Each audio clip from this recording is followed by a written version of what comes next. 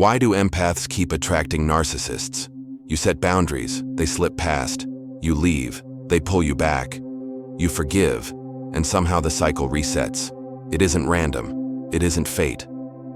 Buddhist psychology points to 3 patterns that make this dynamic feel inevitable: the compassion trap, attachment to suffering, and a misreading of ego dissolution. See these clearly, and the spell begins to break. By the end of this, you'll know exactly how to spot the pattern in your life and how to end it, starting tonight. At first glance, it looks simple. You give, they take. But look closer, and you will see how your kindness becomes a bridge they were trained to cross. In Buddhism, the mind constructs loops. It protects what is familiar, even when familiar means painful. Your empathy, your longing to heal, and your hope that love can transform anyone. These are beautiful qualities. They're also the very qualities a narcissistic pattern learns to exploit. This isn't a condemnation of you, it's a map of how your light is turned against you and how to reclaim it. A young disciple once asked the Buddha why she kept forgiving someone who harmed her. She said, "Compassion is good, so I keep giving one more chance." She believed that to stop would make her unkind. The Buddha would say compassion without wisdom becomes enabling. Compassion does not require contact. Wishing someone well does not mean offering your life as a stage for their chaos. Your goodness doesn't require your availability. Here is the first pattern: the compassion trap. You're drawn to soothe, to understand, to forgive. You're skilled at reading subtle shifts in tone, posture, and silence. You can feel the tremor behind the smile and the panic beneath the apology. So you soften. You lower the guard you raised last week. You let the boundary bend. You tell yourself this time it will be different, because this time you explained yourself with even more care. In Buddhist terms, compassion must walk hand in hand with discernment. Compassion is the wish for well-being. Discernment is the knowledge of what actually nourishes it. When you separate them, you start feeding harm and calling it love. Consider the moment right after you say, "I'm done." Hours later, a message arrives. A memory floods in. The body aches with emptiness. You think it's love calling you back, but often it's the second pattern: attachment to suffering. Buddhism calls this clinging. Your mind clings to the known pain because the unknown feels like annihilation. You are familiar with being the helper, the healer, the one who endures. Returning provides a rush of relief, not because it's right, but because the craving has been fed. The aches subside, and for a moment you feel safe again. But you haven't healed. You've only fed the cycle that keeps you small. Notice how your identity ties into this. You may secretly believe your worth is measured by how much you can carry. If you let go, who are you? If you refuse to fix, what is your value? This is the trap inside the trap. You cling to a role even when the role is killing you. The person with narcissistic patterns senses this and offers you endless opportunities to prove yourself. They offer a performance that mirrors your desire to be needed. You become the fuel for their story, and they become the measure of your goodness. When you confuse suffering with virtue, your nervous system becomes addicted to being needed, and your mind mistakes relief for love. The third pattern is more subtle and more dangerous: ego dissolution confusion. You've heard spiritual teachings about no self and selflessness. You try to erase your preferences, your needs, your voice. You tell yourself the truly enlightened would never need boundaries. You imagine melting into pure acceptance, and you mistake erasure for awakening. But the teaching on no fixed self doesn't mean you must surrender your safety. It means your identity is not solid, and therefore you can choose a skillful role in each moment. Sometimes the most compassionate role is the guardian who closes the gate. Sometimes love looks exactly like refusal. Take a moment and scan your history with this person. When they were charming, you felt seen. When they were cruel, you felt responsible. When they returned, you felt powerful again, needed, chosen. That whiplash is not intimacy, it's intermittent reinforcement. The highs seem higher because the lows are engineered. The apology is not healing, it's bait. The promise is not growth, it's glue. Your empathy doesn't fail because you care too much. It fails when it forgets to care for you. What would discernment look like on the ground? It begins with clarity. Name the pattern the instant it appears. The call at midnight after 3 days of silence is not romance. It's a test of your boundary. The story about this time is not truth. It's a script designed to see if you still play your assigned part. When you name the pattern, the spell thins. You move from being inside the story to observing the story. That shift is the beginning of freedom. Now imagine practicing a different compassion, one that includes you. Imagine a simple line you can speak calmly and clearly without explanation. I wish you well, and I'm stepping back. You don't argue about the past. You don't justify your choice. You don't build a case. You simply state the decision and allow silence to do the rest. This form of compassion recognizes that protecting your peace protects everyone from the damage of cycles that never end. Consider the ache that follows. Your body will call you back to the familiar.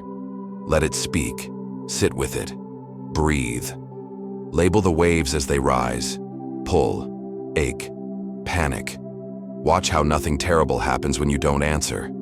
Notice how the craving spikes, peaks, and falls. If you can ride 5 minutes of discomfort without acting, you teach your nervous system a new truth. Urge is not command. Craving is not a compass.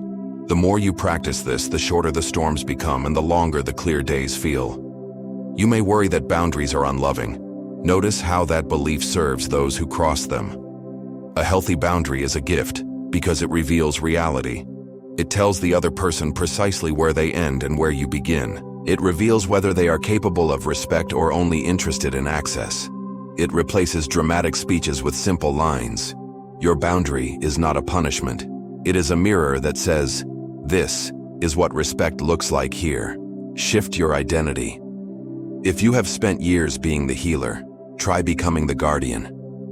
The healer believes love can transform anything if you only pour in enough of yourself. The guardian believes love requires truth, and truth sometimes closes the door. The healer absorbs the storm and calls it devotion. The guardian reads the weather and seeks shelter without apology. You can be both. But with a narcissistic pattern, start as the guardian. When safety and respect are real, not promised, you can let the healer speak again. What about forgiveness? Forgiveness doesn't mean reunion. Forgiveness means you stop carrying poison. You stop rewriting the story to make the harm palatable. You can wish someone freedom from their suffering while refusing to be the place where their suffering is acted out. Forgiveness can happen from a distance. It can happen without contact. It can happen while your door remains closed. That is not hard-hearted. It is wise. Think of a moment when you almost left and then returned. Replay it with your new role. You receive the message. Your heart races. You breathe. You name the pattern. You feel the urge and let it crest. You write one sentence to yourself. I can feel this without returning. You repeat it like a lifeline until the wave recedes. Then you speak a single boundary line if needed, or you say nothing at all. Silence is a decision too. If they rage, you do not explain. If they plead, you do not negotiate. If they promise, you remember the past as data, not destiny. You are not required to teach someone how to treat you. Your absence will teach what your presence could not. If they can't find you in your absence, they were never looking for you, which is the most painful truth and the most liberating. You might fear being alone. You might fear the first quiet night without the drama that has become your timeline. In that quiet, imagine your life as a room you no longer sublet to chaos. Place your attention in the center of that room and feel the space around you. That space is not emptiness. It is possibility. In that space, your energy stops being an all-you-can-eat buffet for anyone hungry for power. In that space, you begin to taste your own strength. Now here is a simple practice you can do tonight. Sit for 1 minute and watch the breath without trying to make it special. When thoughts arise, label them softly. Rescue urge, clinging ache, identity panic. Don't argue with them. Don't wrestle them. Let them drift through. When the minute is done, say out loud, I choose the role of guardian. Visualize the next boundary you will set. Hear your voice deliver it calmly. See yourself stepping back 1 pace when you finish. Let your body remember that posture.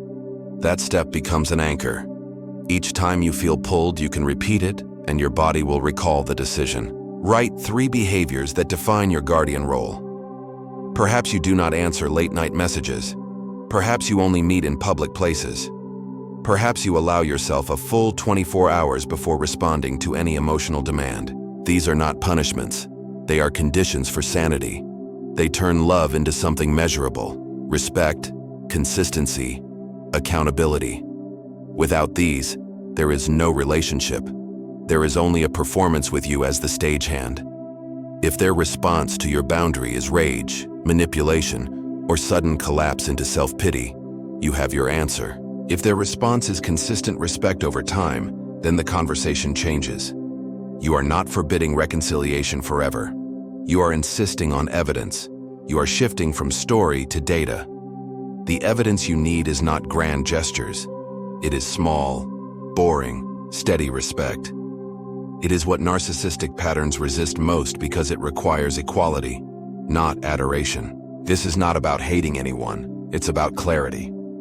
When you stop feeding confusion with your attention, confusion goes hungry. When you stop baptizing harm as love, harm loses its disguise. Your empathy becomes powerful when it includes you. Your compassion becomes clean when it stops demanding your self-erasure. Your kindness becomes real when it is no longer a mask for fear. Right now, think of one relationship where your compassion has secretly been attachment. Name it. Say to yourself, "I can wish you well and protect my peace." Write one sentence you will use the next time the script begins. Keep it simple. "I'm stepping back. This isn't healthy for me. I won't continue this conversation right now." These are not swords. They are doors closing softly to keep the weather outside. If you want to transform your pattern, begin with 30 seconds of honest reflection.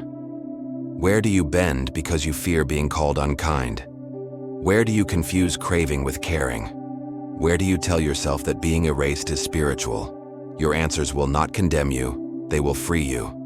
Seeing clearly is the first kindness. Choosing a skillful role is the second. Stepping back is the third. See. Choose. Step back. Do it once and the cycle weakens. Do it consistently and the cycle ends. You are not powerless. You were simply cast in a role you outgrew. Today you choose a different one. Not a rescuer, not a martyr, a guardian of your own life. And from that place, love will still move through you, steadier, cleaner, and finally, safe. If this helped you see your pattern more clearly, like the video, share it with someone who needs it, and subscribe for more deep dives. Your one click helps this message reach the people who are still stuck.